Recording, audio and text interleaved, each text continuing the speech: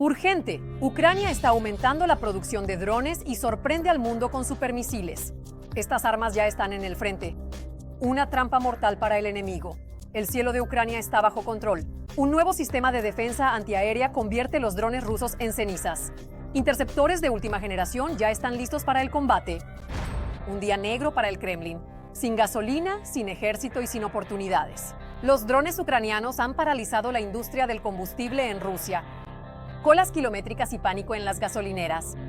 Un fracaso total de la operación militar especial. Los soldados no van al frente ni siquiera por dinero. El Kremlin está histérico. Sobre todo esto en nuestro programa Punto Infernal. Un avance en la industria de defensa nacional. 3.000 unidades al mes. Ucrania igualó el ritmo de producción de drones de largo alcance con los Shahed rusos. Es más, Ucrania ha presentado un arma de nueva generación, ultramoderna y sumamente potente, que ya ha dejado atónitos a los rusos. El misil de largo alcance Flamingo, la nueva arma de las Fuerzas Armadas de Ucrania. Sus características sorprenden a todos. Ucrania ha incrementado la producción de drones de largo alcance FP-1 hasta un nivel comparable al de los Shahed rusos. El dron, presentado en mayo de 2025, ya se produce en una cantidad de aproximadamente 100 unidades al día, es decir, 3.000 al mes.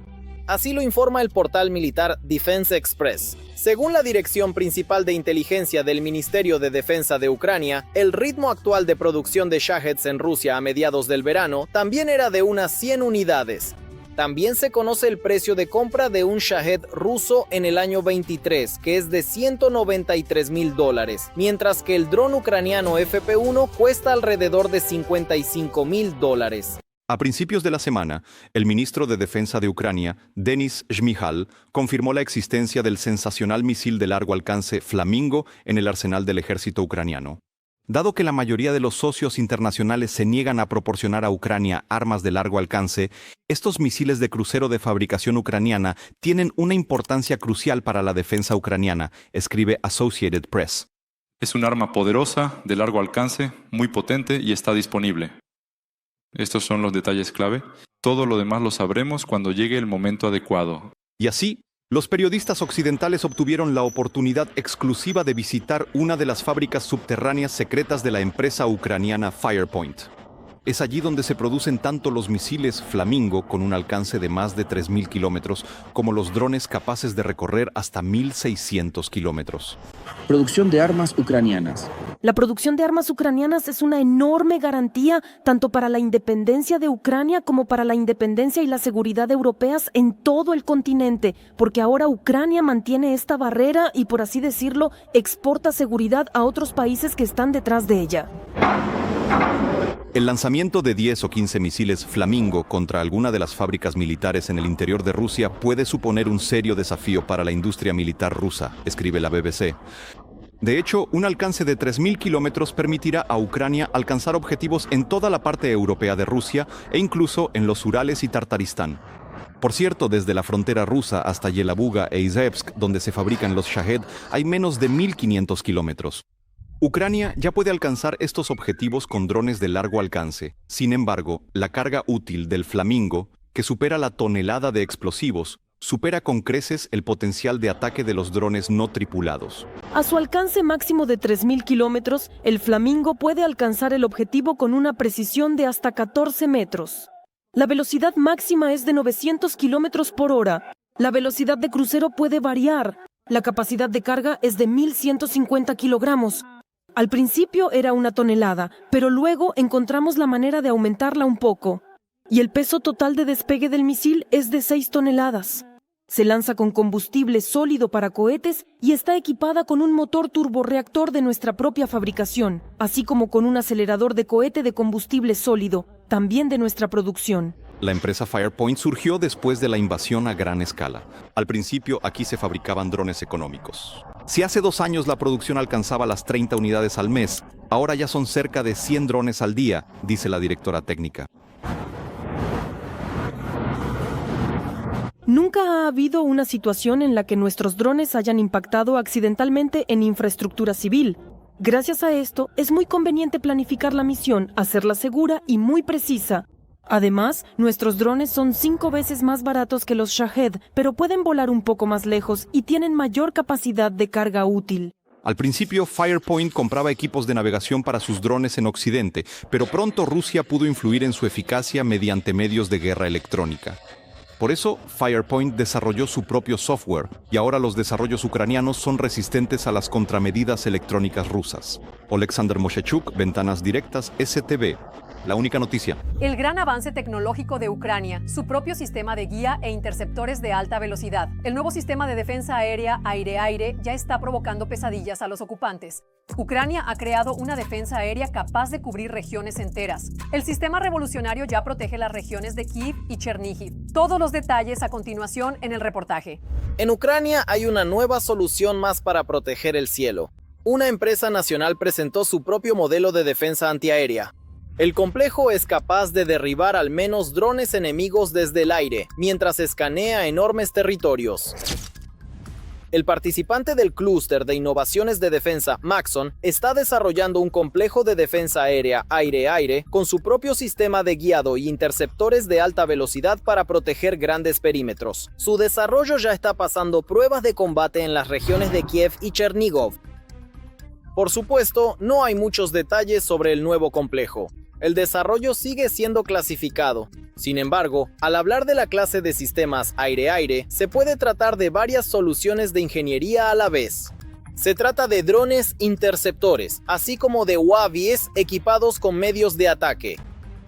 Estamos hablando de que existen plataformas que nos permiten portar misiles de la clase aire-aire y al mismo tiempo no nos limitamos solo al M9, también podemos hablar del R-73. Aunque por alguna razón todos la llaman un misil soviético, en realidad fue un desarrollo soviético, pero ha sido sustancialmente modernizado.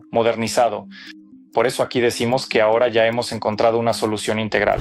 También estamos desarrollando activamente la producción de UAVs para interceptar drones enemigos. El desarrollo anunciado por el ministro Fedorov cuenta con su propio sistema de guiado. Por lo tanto, esto es totalmente posible. Un dron modernizado que escanea el cielo por sí mismo y en caso de detectar un objetivo puede identificarlo, alcanzarlo y destruirlo. Y en todo esto, el papel clave lo juega la inteligencia artificial, sin la cual hoy no se puede avanzar. Interviene tanto en el guiado como en la adaptación a los diferentes escenarios. Hay muchísimas cosas interesantes. ¿Pero qué nos espera en el futuro? Primero, realmente hay que preparar operadores y escalar la producción. Aquí no diré nada nuevo, no se puede inventar nada genial. Esto será una buena defensa. Ellos trabajan en conjunto con el Estado Mayor y las fuerzas de defensa antiaérea. Naturalmente, esto debe y va a funcionar no solo en Kiev. Otro punto importante en la producción de nuestros propios sistemas de defensa antiaérea es que Ucrania no dependerá del estado de ánimo al otro lado del océano ni de las posibilidades de nuestros socios europeos. Se ha declarado que el sistema es completamente nacional, ensamblado conjuntamente por diferentes empresas ucranianas, por lo que no deberían surgir problemas con los componentes, la reparación o el mantenimiento.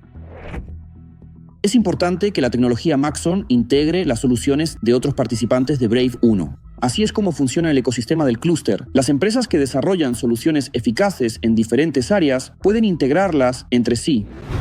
Esto, aseguran los analistas, también ayudará a proporcionar a las fuerzas de defensa aérea una cantidad suficiente de nuevos sistemas. Cuando el complejo obtenga la certificación del Ministerio de Defensa a través del sistema de adquisiciones estatales, será fácil ponerlo en producción en masa y fabricar tantos como solicite el ejército. Si hay un sistema de subvenciones, si se puede financiar más a nuestros fabricantes de drones, en realidad en nuestro complejo militar industrial trabajan 800 empresas, aproximadamente 800 empresas y la gran mayoría son empresas privadas. Así es en todo el mundo civilizado. En Estados Unidos, en los países europeos, en la OTAN, las armas las producen fabricantes privados y ellos están dispuestos a producir más. En el Ministerio de Transformación Digital de Ucrania ya han calificado la producción de este complejo como un acontecimiento que puede cambiar el curso de la guerra. Solo queda esperar los resultados de las pruebas de combate. Les recuerdo que, desde hace poco, los ingenieros ucranianos están desarrollando en masa nuevos drones de ataque que cazarán a los Shahed. Los drones funcionan según el principio de los misiles antiaéreos, explotan cerca de los objetivos enemigos y los dañan con metralla. Además, Ucrania ha llevado la producción de drones a un nuevo nivel. Actualmente nuestra industria de defensa es capaz de producir alrededor de 10 millones de drones al año, incluidos aquellos con inteligencia artificial. No podemos oponer al enemigo la misma cantidad de equipos, armas o personas que tiene directamente la poderosa Federación Rusa. Es una realidad que debemos afrontar con determinación y estrategia. Por eso optamos por el camino de la tecnología. Palmi, colapso en los pantanos. Los rusos asaltan las gasolineras. Pánico en las calles. Las estaciones de servicio están paralizadas. Los drones ucranianos acabaron con el sistema petrolero ruso. La histeria por la gasolina va en aumento. Estas imágenes están arrasando en las redes. Los drones ucranianos han provocado un verdadero caos en la refinación de petróleo rusa. Los ataques de los drones obligaron a Rusia a despedirse de más del 13% de la capacidad de sus refinerías. Así, el 2 de agosto, los drones impactaron en la refinería de Novokuybishevsk de la compañía Rosneft. Este gigante, que cada año procesa más de 8 millones de toneladas de petróleo, simplemente se detuvo. 9 días después, el 11 de agosto, se detuvo la refinería de Saratov, que también pertenece a Rosneft y procesa más de 5 millones de toneladas al año. Y el 15 de agosto llegó el verdadero apogeo. La refinería de Volgogrado, la más grande del sur de Rusia, y la refinería de Samara, que procesa 8 millones de toneladas al año, también se convirtieron en víctimas de los drones. Como resultado, Rusia perdió 44,3 millones de toneladas de capacidad anual en solo 3 semanas. Esto representa el 13,5% de su indicador total. ¿Qué consecuencias de esto ya se sienten en Rusia? Hemos recopilado información al respecto para ustedes en este reportaje.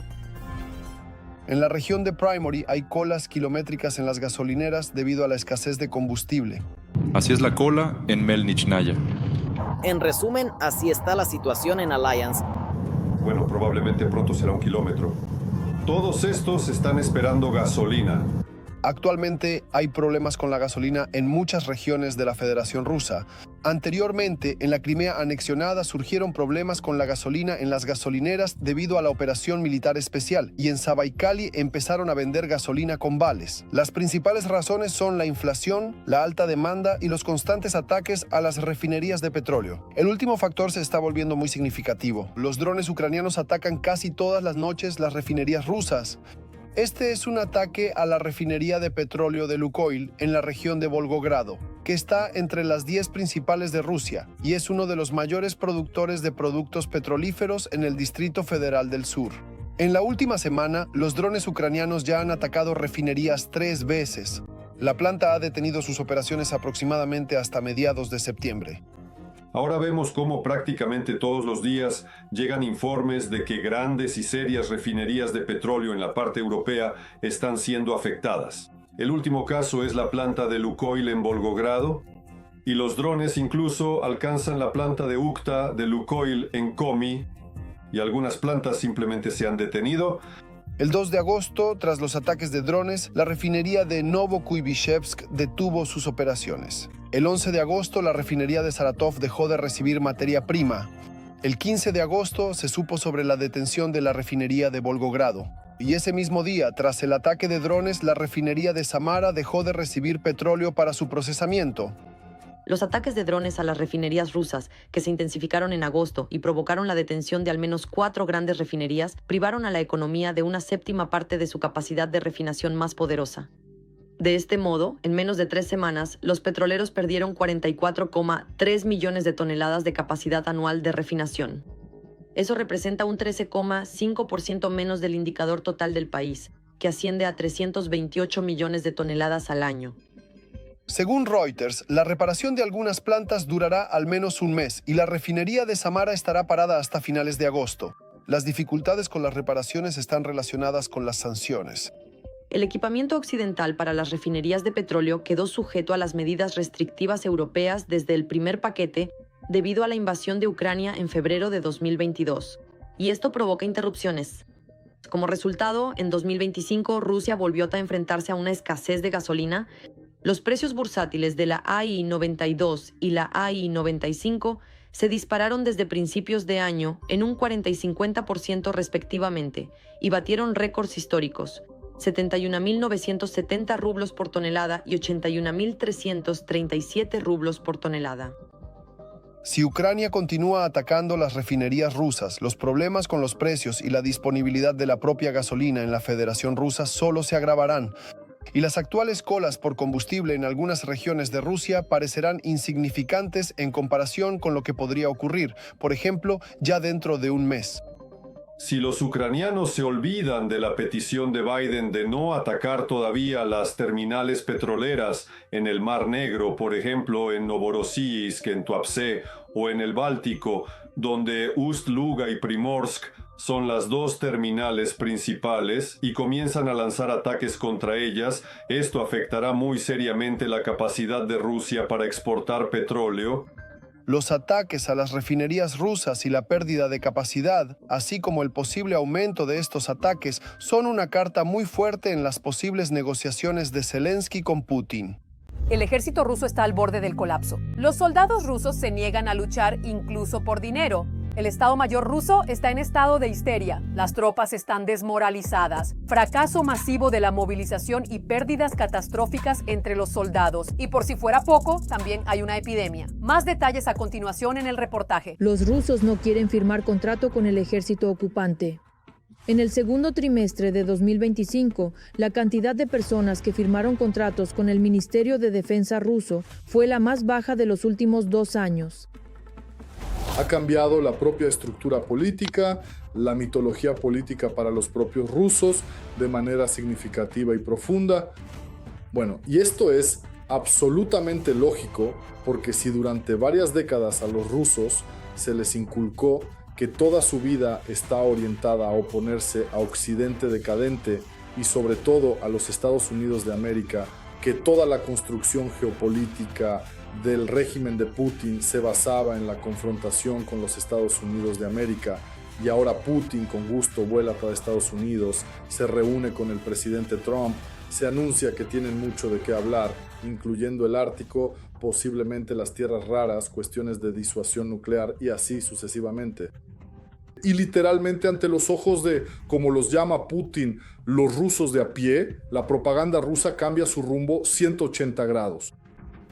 La publicación rusa Noticias Importantes escribe que la cantidad de contratistas en comparación con esta misma época del año pasado se ha reducido 2,5 veces. No solo van a luchar y morir en Ucrania por, digamos, los pagos de los contratos. Sus esposas y madres se alegran cuando reciben el dinero por la muerte de sus hijos. Bueno, todos hemos visto esos videos donde la madre de entrada se alegraba. Son escenas realmente horribles. Eso es. Pero al mismo tiempo la gente va a luchar también porque así los ha alimentado y criado la propaganda. A pesar de la disminución en la cantidad de contratos firmados, el Kremlin sigue mintiendo sobre el verdadero ritmo de reposición del ejército ruso. Por ejemplo, el vicepresidente del Consejo de Seguridad de la Federación Rusa, Dmitry Medvedev, declaró que supuestamente en los primeros 6 meses de 2025 se firmaron 210,000 nuevos contratos. Esta cifra es 1,6 veces mayor que los indicadores que se desprenden de los datos sobre el gasto del presupuesto ruso que analizaron los periodistas. Cabe señalar que aproximadamente 1/4 parte, pero de nuevo, según informa el SVR, corresponde al llamado, como se le llama en Rusia, contingente especial del número de contratistas. ¿Quiénes lo integran? Son personas que han sido condenadas, personas que, por ejemplo, están formalmente acusadas y han llegado a un acuerdo significativo con la investigación en curso. Y en este concepto de contingente especial, los rusos también incluyen la movilización forzada de ciudadanos de otros países bajo diferentes pretextos y con distintas motivaciones.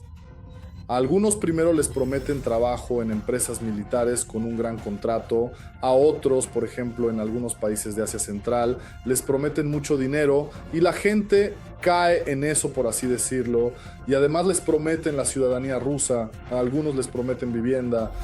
A pesar de la caída del espíritu de movilización, a los rusos todavía les resulta difícil compensar las pérdidas en el frente, pero lo logran.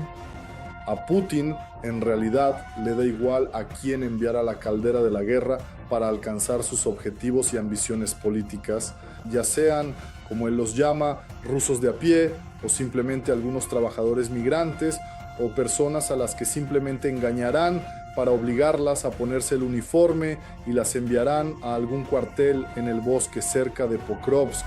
Anteriormente, la Federación Rusa tenía la posibilidad de mantener un saldo positivo tanto gracias a los contratistas rusos como al llamado contingente especial, que representaba hasta 1/3 de todos los nuevos reclutas.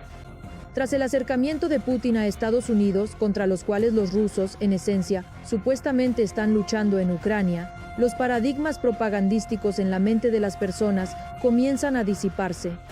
Ni siquiera los altos pagos de alistamiento que se ofrecen por unirse al ejército ruso pueden detener esto. No solo las Fuerzas Armadas de Ucrania ayudan a destruir al ocupante en la guerra, sino también el VIH.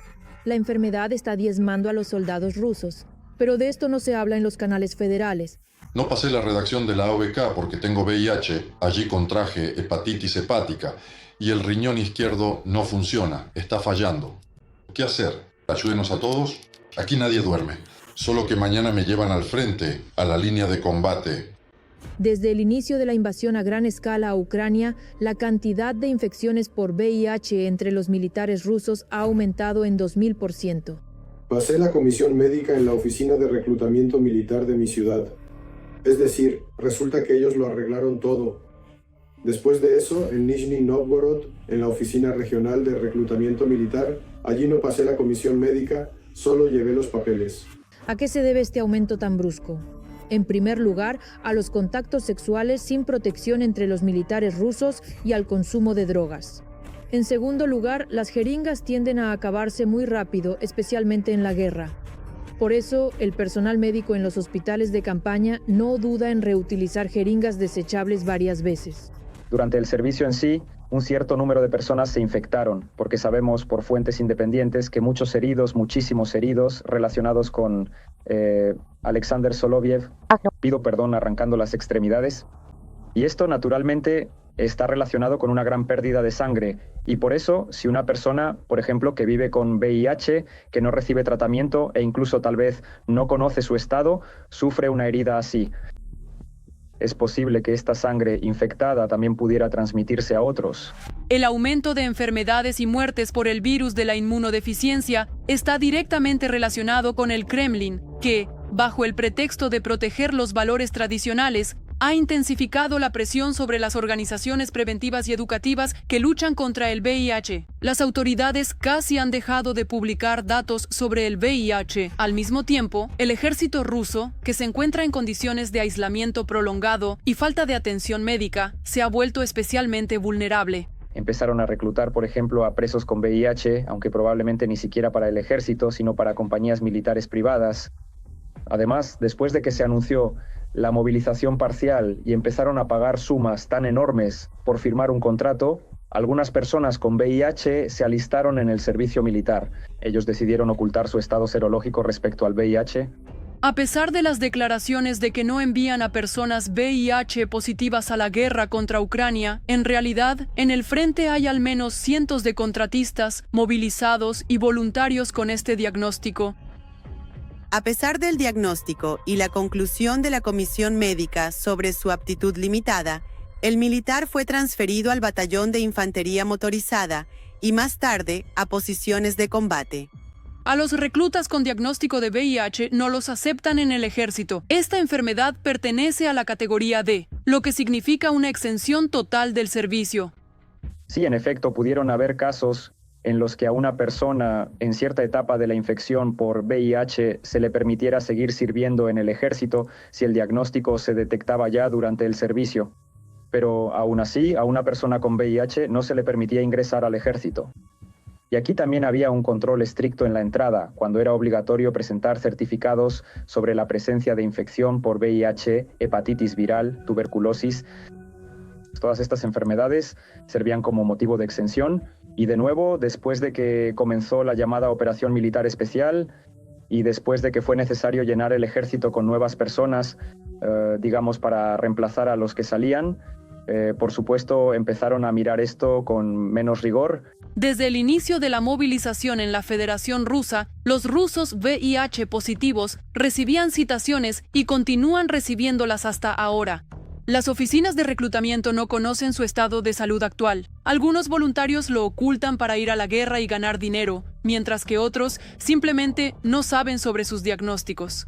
Al mismo tiempo, en el Ministerio de Defensa de la Federación Rusa temen pérdidas reputacionales. Por eso sí, en realidad no se puede decir que la epidemia de la infección por VIH haya terminado hoy en día. Y lamentablemente aquí me temo que los funcionarios del Ministerio de Salud solo quieren ser excesivamente optimistas. En el año 25, se supo que se estaban formando batallones de asalto enteros compuestos por personas con hepatitis y VIH. La última vez estuvo allí 7 u 8 meses y siempre en la primera línea. Pero en ese entonces no tenía ese diagnóstico, tenía fuerzas, podía correr y demás. No se puede descartar que ahora los reúnan a todos con diagnósticos y los envíen al frente. La situación es tan mala que estas unidades, aunque reciben entrenamiento, el Ministerio de Defensa tiene la intención de utilizarlas en el campo de batalla, sin importar su preparación y sin tener en cuenta la escasez de personal debido a las pérdidas. Pasé la comisión médica militar y me detectaron VIH. Me dijeron que esperara la comisión central para mi despido. Hoy el comandante dijo que me enviará de regreso a la zona de la operación militar especial. Un soldado así representa un riesgo en la guerra. La infección puede propagarse entre otros militares. Pero, además de esto, el ocupante ruso crea dificultades para brindar atención médica a los heridos y representa una amenaza directa para el personal médico, que ya es escaso en la línea del frente. Hasta finales de 2024, el número de casos de infección en el ejército de la Federación Rusa aumentó 20 veces. Desde 2022, Putin se ha dedicado intensamente a la guerra y Rusia ha entrado en el grupo de los 5 líderes mundiales en cuanto al número de nuevas infecciones por VIH, solo por detrás de Sudáfrica, Mozambique, Nigeria e India. Para este gobierno, las personas son un recurso. Por ejemplo, es un recurso para hacer la guerra. Por eso, por un lado, se necesitan personas sanas y fuertes, en un sentido casi fascista se podría decir, pero por otro lado, tampoco sabemos cuántas personas con VIH han sido enviadas a la zona de combate. En general, no hay ninguna estadística al respecto. No se sabe con qué frecuencia se inyectan allí a diario, ni cuántos volverán a casa como héroes para tener hijos. Debido a las sanciones y la falta de financiación, en 2024 se ha registrado una cantidad récord de interrupciones en el suministro de medicamentos de terapia antirretroviral. Pero no solo el Kremlin está matando a los rusos al someterlos a una escasez de medicamentos, sino que también pone en riesgo a los ucranianos en los territorios ocupados. No hay datos fiables sobre lo que está ocurriendo con la terapia en los territorios ocupados. Ya en 2022, la ONU informaba que en estos territorios se habían cerrado los puntos de terapia antirretroviral. Debido a esta actitud del Kremlin hacia las enfermedades graves, las consecuencias demográficas y económicas del brote se sentirán durante décadas y pueden resultar incluso más devastadoras que las consecuencias de la invasión a Ucrania. En Rusia, las citaciones se emiten en línea. No crean que esto es sobre el desarrollo del país ocupante. En algunas aldeas rusas no conocen internet ni el agua corriente. Anunciar a una movilización general, Putin lo teme, porque esto podría ser una de las pocas o tal vez la única razón que podría hacer que la gente salga a la calle. Las citaciones en línea del Kremlin son una historia sobre cómo movilizar a más personas y enviarlas a la guerra. La emisión de citaciones electrónicas es una historia sobre cómo reducir las posibilidades de impugnar judicialmente la convocatoria o la movilización, porque antes era necesario entregar la citación en mano y si el recluta no la recibía, se podía impugnar la legalidad de dicha convocatoria. Pero ahora basta con enviarla a los servicios estatales y eso automáticamente significará que la citación ha sido entregada. Se envían invitaciones al ejército ocupante, independientemente de si el recluta está registrado en el sistema de servicios estatales o no. En esencia, esto último ya es un problema del propio recluta. Las citaciones electrónicas llegan a través de los servicios estatales. Por lo tanto, si una persona no tiene una cuenta en los servicios estatales, ya no recibirá una citación electrónica. En consecuencia, no hay datos concretos sobre cuántas personas sujetas al servicio militar han creado tales cuentas. Pero al parecer este método resulta sumamente útil para las oficinas de reclutamiento militar. Según la ley, la citación electrónica se considera entregada 7 días después de su publicación en el registro y al destinatario se le bloquea automáticamente la salida fuera de Rusia. En caso de no presentarse en la oficina de reclutamiento en la fecha indicada, después de 20 días naturales, se aplican restricciones adicionales al recluta. Se le prohíbe obtener pasaporte extranjero, realizar transacciones inmobiliarias, solicitar créditos y registrarse como trabajador autónomo. Además, al evasor se le puede imponer una multa administrativa de entre 10 y 30.000 rublos. Últimamente, la legislación se ha ido endureciendo sistemáticamente en esta dirección. Como sabemos, el reclutamiento ya se ha vuelto continuo. Y así sucesivamente y cosas por el estilo. Es decir, como entendemos, la cantidad de carne de cañón de Putin está disminuyendo. Por eso se aplican métodos cada vez más nuevos para evitar que la gente escape de ir al frente. En verano, los rusos empezaron a recibir en masa notificaciones a través de los servicios estatales sobre su inclusión en el registro militar con citaciones electrónicas. En el envío masivo a los reservistas se les proponía pasar la autorización y obtener un extracto con sus datos. Esto se relaciona con la posible preparación de la base de reclutas antes del reclutamiento de otoño. El Kremlin se desentiende de todas las formas posibles de que está utilizando a los reclutas. En realidad, no envían a tantos reclutas, pero el caso es que hay muchas formas de obligar a un recluta a firmar un contrato, tras lo cual se convierte en contratista y puede ser enviado a la guerra.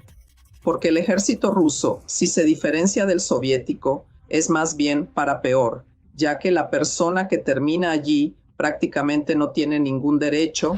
Putin ordenó crear un registro digital único de personas sujetas al servicio militar en Rusia ya en el primer año de la llamada Operación Militar Especial.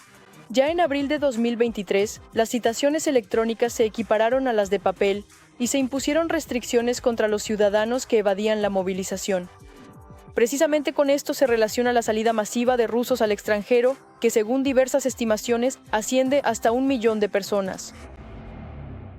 Eso es todo de mi parte. Con ustedes estuvo Victoria Panchenko. Más noticias infernales del frente en nuestra próxima edición. Y por ahora, no olviden suscribirse y dejar sus me gusta. Nos vemos.